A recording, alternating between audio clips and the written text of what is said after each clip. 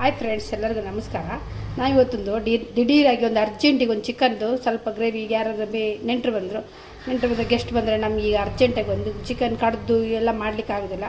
ಇದರಲ್ಲೇ ಸುಧಾರಿಸ್ಕೊಂಡು ಮಾಡುವ. ಈಗ ಅರ್ಜೆಂಟಿಗೆ ಒಂದು ಚಿಕನ್ ಮಾಡಿ ನೆಂಟರಿಗೂ ಸುಧಾರಿಸಿಕೊಡುವ ಅಂತೇಳಿ ಒಂದು ಅರ್ಜೆಂಟಿಗೆ ಒಂದು ಚಿಕನ್ ಗ್ರೇವಿ ಮಾಡುವ. ಗ್ರೇವಿ ಅಂದರೆ ಈಗ ವೈಟ್ ರೈಸಿಗೆ, ಬಾಯ್ಲ್ಡ್ ರೈಸಿಗೆ ಎಲ್ಲದಕ್ಕೂ ಶೂಟ್ ಆಗುವಾಗ ಒಂದು ಚಿಕ್ಕದು ಸ್ವಲ್ಪ ಆಗಿ ಒಂದು ಗ್ರೇವಿ ಟೈಪ್ ಮಾಡುವ.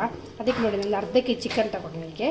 ಇದು ಇನ್ನು ಸಣ್ಣ ಸಣ್ಣದಾಗ ಕಟ್ ಮಾಡೋದು, ತುಂಬ ದೊಡ್ಡದು ಇರಬಾರ್ದು, ಚಿಕ್ಕದಾಗಿ ಕಟ್ ಮಾಡಬೇಕು. ಚಿಕ್ಕದು ಕಟ್ ಮಾಡ್ಕೊಳ್ತೀನಿ. ಅದಕ್ಕೆ ಎಂತೆಲ್ಲ ಹಾಕಿ ಹೇಗೆಲ್ಲ ಮಾಡೋದು ಅಂತ ನೋಡುವ.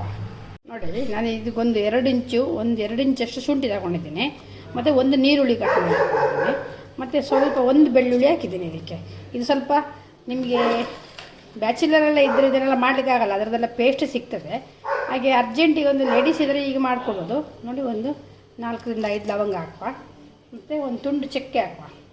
ಒಂದೇ ಒಂದು ತುಂಡು ಚಕ್ಕೆ ಹಾಕೋಣ. ಓಕೆ, ಇದನ್ನೀಗ ಅದಕ್ಕೆ ಒಂದು ಟೊಮೊಟೊ ಕಟ್ ಮಾಡಿ ಹಾಕುವ. ಸ್ವಲ್ಪ ಟೊಮೊಟೊ ಕಟ್ ಮಾಡೋಕ್ಕೆ ಸ್ವಲ್ಪ ಗ್ರೇವಿ ಟೈಪ್ ಅದು ಕಡ್ಕೊಂಡು ಬರುವ. ಈಗ ನೋಡಿ, ನಾನು ಬಾಣಲೆಯಲ್ಲಿ ಸ್ವಲ್ಪ ತೆಂಗಿನ ಎಣ್ಣೆ ಹಾಕಿಟ್ಟಿದ್ದೇನೆ. ತೆಂಗಿನ ಎಣ್ಣೆ ನಿಮಗೆ ಯಾವುದು ಇಷ್ಟ ಆದರೆ ಆ ತೆಂಗಿನ ಎಣ್ಣೆ ಹಾಕ್ಕೊಳ್ಳಿ. ತೆಂಗಿನ ಎಣ್ಣೆ ಸ್ವಲ್ಪ ಬಿಸಿ ಹಾಕಿ. ಒಂದು ನೀರುಳ್ಳಿ, ಒಂದು ಚಿಕ್ಕದಾದ ನಾನು 3 ನೀರುಳ್ಳಿ ತೆಗೆದಿಟ್ಕೊಂಡಿದ್ದೇನೆ. ಇದಕ್ಕೆ ಹಾಕುವ.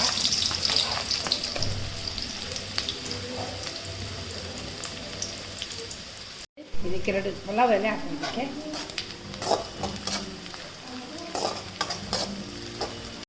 ಈಗ ಬ್ರೌನಿಶ್ ಬಂದಿದೆ. ಈಗ ನಾನು ಟೊಮೊಟೊ, ಶುಂಠಿ, ಬೆಳ್ಳುಳ್ಳಿ, ಗರಂ ಮಸಾಲೆ ಎಲ್ಲ ಕಡ್ದಿರಲ್ಲ, ಅದೆಲ್ಲ ಇದಕ್ಕೆ ಹಾಕ್ತೀನಿ.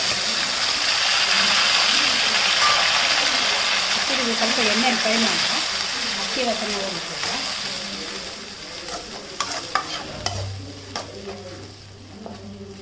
ನೋಡಿ, ಈಗ ಸ್ವಲ್ಪ ಇದು ಹಸಿ ವಾಸನೆ ಹೋಗಿದೆ. ಈಗ ಇದಕ್ಕೆ ಸ್ವಲ್ಪ ಅರಿಶಿನ ಹಾಕುವ. ಅರಿಶಿನ ಇದಕ್ಕೆ. ಮತ್ತು ನಿಮಗೆ ಖಾರಕ್ಕೆ ಎಷ್ಟು ಬೇಕು ಅಷ್ಟು ಮೆಣಸಿನ ಹುಡಿ ಹಾಕುವ. ನನಗೆ 1 ರಿಂದ 1.5 ಸ್ಪೂನು ಬೇಕಾಗ್ತದೆ. ಇದನ್ನು ಹಾಕ್ತೀನಿ. ಹಾಕಿ ಇದನ್ನೇ ಸ್ವಲ್ಪ ಫ್ರೈ ಆಗಿ ಕ್ಲೀನಾಗಿದ್ದಾರೆ. ಎಣ್ಣೆಯಲ್ಲಿ ಸ್ವಲ್ಪ ಫ್ರೈ ಮಾಡಿಕೊಂಡು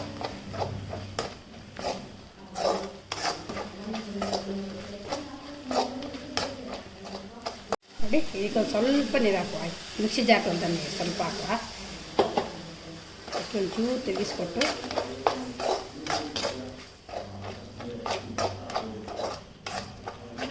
ರುಚಿಗೆ ತಕ್ಕಷ್ಟು ಉಪ್ಪು ಈಗಲೇ ಹಾಕಿಬಿಡುವ.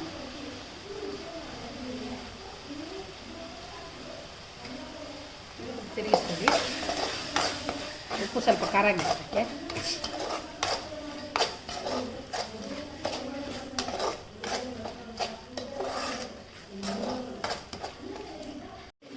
ಈ ಉಪ್ಪೆಲ್ಲ ಕರಗಿ ರೆಡಿಯಾಗಿದೆ.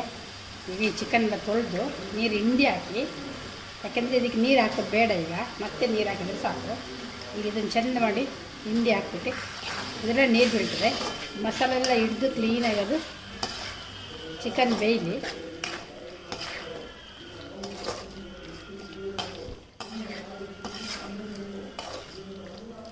ತುಂಬಾ ಟೇಸ್ಟ್ ಆಗ್ತದೆ. ಯಾಕೆಂದರೆ ಇದು ನಾವು ತೆಂಗಿನಕಾಯಿ ಎಲ್ಲ ಹಾಕಿ ನೋಡಿ, ಉಪ್ಪು ಖಾರ ಹುಳಿ ಮಾತ್ರ ಉಂಟಲ್ಲ, ಇದು ತುಂಬ ರುಚಿ ಆಗ್ತದೆ.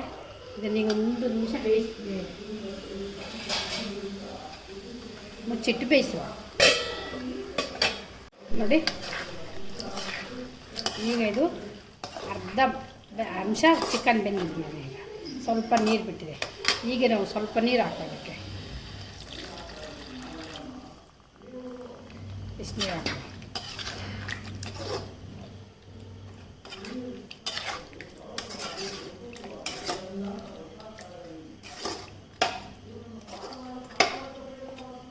ಇದಾಗಿ ಈಗ ಇದು ಸ್ವಲ್ಪ ನೀರಲ್ಲಿ ಸ್ವಲ್ಪ ಬೇಯಲಿ. ಇದು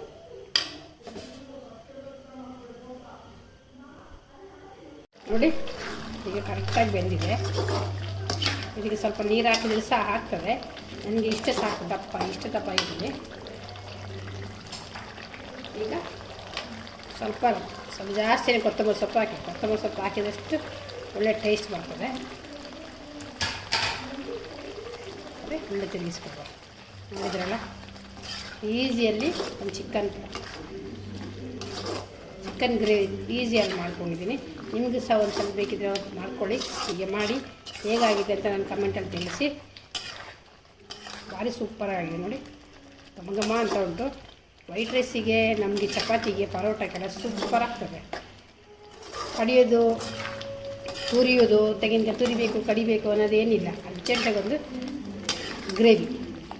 ನೀವು ಸಹ ಮಾಡಿ ನೋಡಿ ಹೇಗಾಗ್ತದೆ ಅಂತ ಕಮೆಂಟಲ್ಲಿ ತಿಳಿಸಿ.